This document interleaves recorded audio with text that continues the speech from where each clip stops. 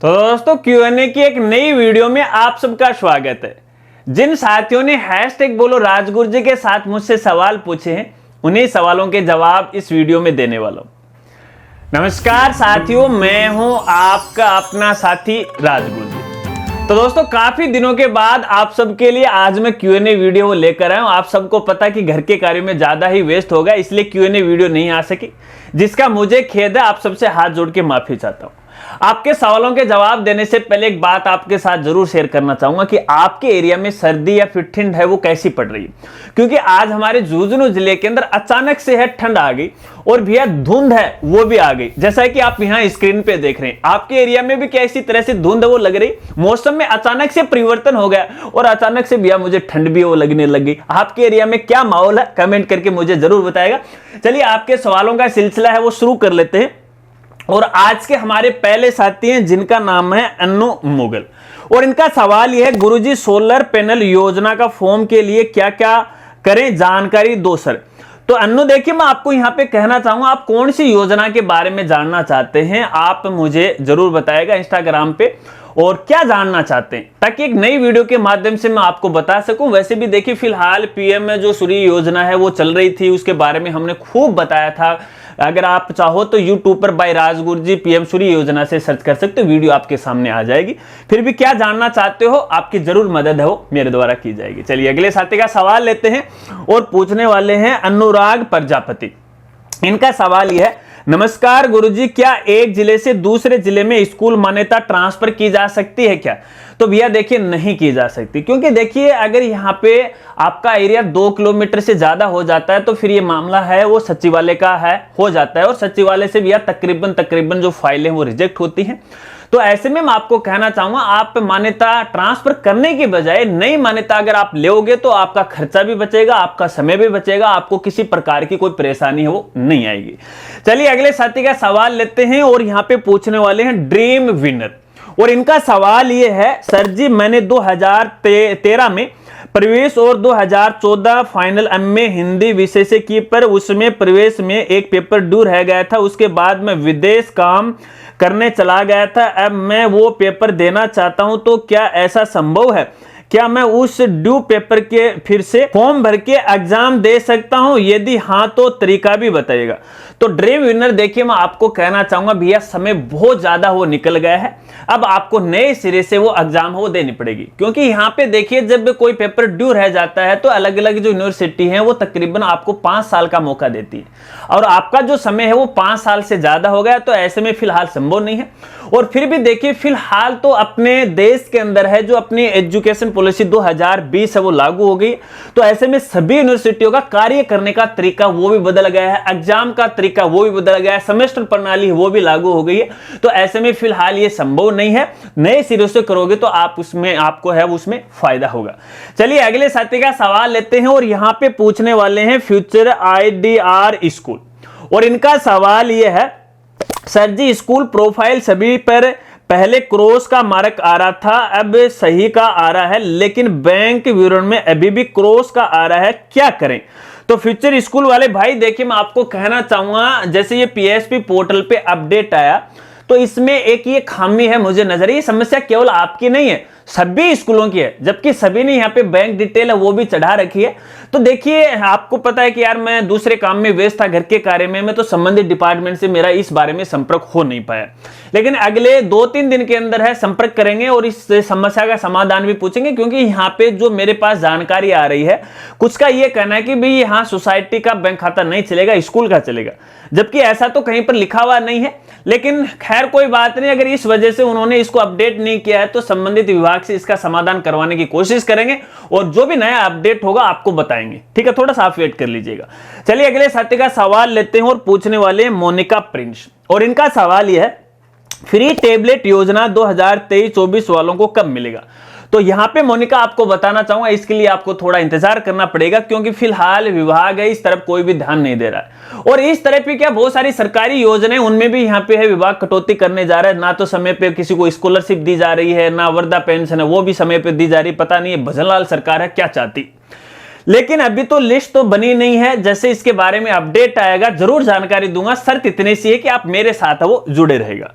चलिए अगले साथी का सवाल लेते हैं और यहाँ पे पूछने वाले हैं देश राज, और इनका सवाल यह है, सर इंदिरा प्रियदर्शनी अवार्ड का क्या अपडेट है?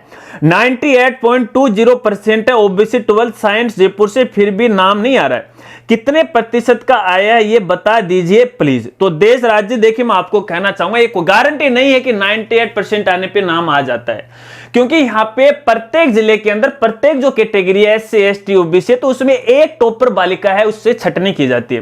तो शायद इस बालिका से भी कोई दूसरी ऐसी बालिका होगी जो इससे भी टॉप होगी, तो उसका नाम आया होगा।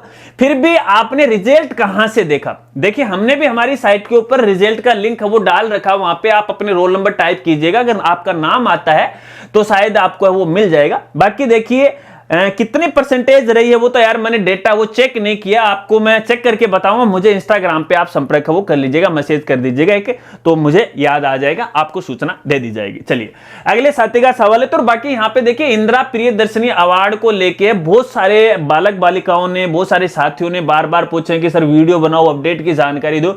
तो भैया आप 1-2 दिन का वेट कर लो, सभी अपडेट की जानकारी धीरे धीरे मैं अपने आप दे दूंगा। जो इंपॉर्टेंट अपडेट है उनकी जानकारी पहले दूंगा, बाकी धीरे धीरे सबकी है मैं आपको दे दूंगा, चिंता मत करो। अब राजगुरु जी फिर से आपकी सेवा में हाजिर है, वो हो गया है। चलिए अगले साथी का सवाल लेते हैं और पूछने वाले हैं ओके। और इनका सवाल यह है, प्लीज सर डीओ ऑफिस से डुप्लीकेट स्टूडेंट को हटाने का नोटिस वेबसाइट पर अपलोड करें। हाँ ओके, आपने मुझे याद दिला दिया यार, साइट पे अपलोड ही नहीं कर पाया, बस 2 दिन से काम शुरू किया तो 1-2 छोटे मोटे अपडेट किए थे, बाकी काफी सारे आदेश मुझे अपलोड करने हैं, लेकिन यार टाइम ही नहीं मिला। आज मैं कोशिश करूंगा कि देर रात तक मुझे समय मिल जाता है तो तकरीबन जो नए आदेश आए हैं शिक्षा विभाग के वो सारे ही अपलोड कर दूंगा। प्राइवेट स्कूल वालों का है तो उस मेनू में मिल जाएगा, सरकारी वालों का तो उस मेनू में मिल जाएगा, जॉब वाला है तो जॉब मेनू में मिल जाएगा, यानी कैटेगरी जिस प्रकार की उसी कैटेगरी से हमने मेनू बना रखे, उसी में आपको वो देखने को वो मिल जाएगा। चलिए अगले साथी का सवाल लेते हैं और पूछने वाले हैं SM पारिक, और इनका सवाल यह है, बच्चे के जन्म प्रमाण पत्र के अनुसार स्कूल रिकॉर्ड में नाम और पिता का नाम सही नहीं है, स्कूल रिकॉर्ड में सुधार कराने की क्या प्रक्रिया होती है? स्टूडेंट अभी 9th क्लास में, स्कूल वाले आनाकानी से कर रहे हैं, प्लीज हेल्प मी। स्कूल वाले आनाकानी से क्यों कर रहे हैं भैया, उनको क्या ऐतराज है वो भी तो मुझे बताएगा। बाकी देखिए यहाँ पे आप 9 साल बाद में जागे हो, क्या 9 साल पहले आपको पता नहीं चला? आप ये तो नहीं कह सकते हमें जानकारी थी नहीं है, हम पढ़े लिखे नहीं थे, क्योंकि भैया फिलहाल आप हमारी उम्र की हो तो हम तो पढ़े लिखे हैं, आप भी पढ़े लिखे। हाँ इतना जरूर है, हमारे माता पिता है शायद वो अनपढ़ हो सकते हैं, उस समय तो इस प्रकार की गलती हो सकती थी, लेकिन 9 साल बाद में ये यार एक सोचने की बात है। आजकल देखिए डिजिटल दुनिया, और इस डिजिटल दुनिया में आप इतना पीछे चलोगे ना तो शायद है आपके सामने कई समस्याएं हैं वो आ सकती हैं। खैर कोई बात नहीं, अगर समस्याएं आ गई हैं तो उसका समाधान भी होता है। देखिए प्रोसेस तो थोड़ी लंबी यहाँ पे हो गई, क्योंकि बच्चे ने 5वीं और 8वीं की बोर्ड परीक्षा वो दे चुकी है, और यहाँ पे देखिए उनकी मार्कशीट में भी नाम है वो छप के आ गया। अब यहाँ पे देखिए इसकी प्रोसेस है, 9th का जो मामला होता है वो सेकेंडरी लेवल का होता है, तो संबंधित यहाँ पे आपके जिले का जो जिला शिक्षा अधिकारी कार्यालय है जो माध्यमिक का होता है उससे आपको संपर्क करना पड़ेगा, और आप व्यक्तिगत संपर्क कीजिएगा। देखिए वैसे यहाँ पे सीबीओ को ही अधिकार दे दिया गया है किसी के यहाँ पे नाम परिवर्तन संशोधन के लिए, लेकिन उसके प्रत्येक हस्ताक्षर की यहाँ पे आवश्यकता होती है, ठीक है ना। तो आप स्कूल के माध्यम से लेटर एक तैयार करवाइएगा, और संबंधित जो आपका सीबीओ कार्यालय है तहसील लेवल का, ब्लॉक लेवल का, उसमें आप व्यक्तिगत संपर्क कीजिएगा, वो आपको दस्तावेज के बारे में वो बता देंगे। वैसे देखिए मैंने दस्तावेज के बारे में वीडियो के माध्यम से वो बता रखे हैं, बस दस्तावेज तो वही है, ठीक है ना। तो एक तो जो बालक है वो जहां जहां कक्षाओं में पढ़ा है पहली से लेके अभी तक, जितनी स्कूलें चेंज की सबका एडमिशन फॉर्म है, उसके एएसआर है, आपने पिछली स्कूल की टीसी है, नए स्कूल का जो रिकॉर्ड है, ठीक है, क्या गलती है, उसके जन्म प्रमाण पत्र है, उसके आधार कार्ड में सही होनी चाहिए, ठीक है ना। इसके बाद कुछ एफिडेविट आपको यहाँ पे बनाने पड़ेंगे, अखबार में न्यूज आपको देनी पड़ेगी। उसके बाद संबंधित जो अधिकारी है वो आपके लिए है लेटर है वो जारी करेगा नाम परिवर्तन के, संशोधन के। तो ऐसे में मैं आपको कहूंगा कि एक बार इधर उधर भटकने से पहले आप संबंधित कार्यालय में जा सकते हैं, क्योंकि देखिए अलग अलग ऑफिसर का कार्य करने का जो तरीका है वो अलग अलग होता है, जबकि नियम तो एक जैसे ही होते हैं। तो जिन दस्तावेजों के बारे में अगर वो आपको बता रहे हैं उन दस्तावेज को आप तैयार कीजिएगा। फिर भी अगर किसी प्रकार की कोई समस्या आ रही है, किसी दस्तावेज के बारे में आपको समझ में नहीं आ रहा है, तो आप मुझे इंस्टाग्राम पे डीएम कीजिएगा, मैं आपकी मदद करने की पूरी कोशिश है वो करूंगा। चलिए अगले साथी का सवाल लेते हैं, और सवाल तो लगभग है समाप्त हो चुके हैं। आशा रखता हूं आपके सवालों के जवाब आपको मिले होंगे। यदि आप मेरे जवाब से संतुष्ट हैं तो वीडियो को लाइक जरूर कीजिएगा और फिर से एक प्यारा सा कमेंट कर दीजिएगा। अगर आप चाहते हैं कि आने वाली Q&A वीडियो के अंदर मैं आपके सवाल को इसी तरह से शामिल करूं, तो जब भी आप अपना सवाल या कमेंट लिखो तो हैशटैग बोलो राजगुरुजी के साथ वो लिखा करो, ताकि मैं फिल्टर लगा के आपके सवाल को सीधा पकड़ लूं और वीडियो में इसी तरह से वो शामिल कर लूं।